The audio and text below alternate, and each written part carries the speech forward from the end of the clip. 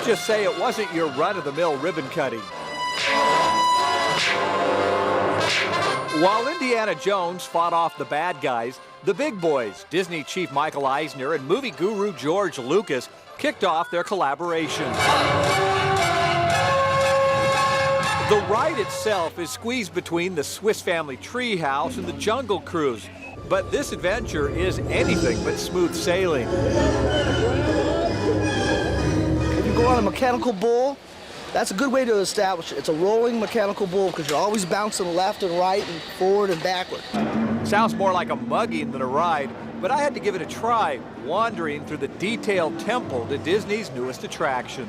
With Indiana Jones, you have something new and something old. It's a very new ride, but of course it starts with the very old Disneyland habit of standing in line. The Indiana Jones adventure is a bump a minute. Actually, make that a bump a second, which isn't bad for a 5-minute ride. You do need the seatbelt.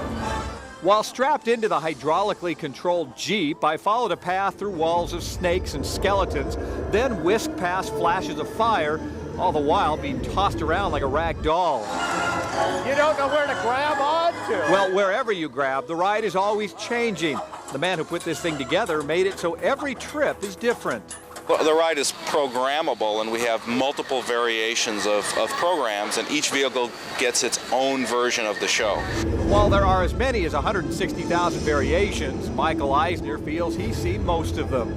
I've gone through it in a parking lot in Tahunga, in a warehouse where we just had the ride system. I've gone through it when there was no sound. I've gone through it when there was no sets. I've gone through it when I've gone through it in every possible configuration you can imagine. But while the Disney chief likes it, what about the people that matter?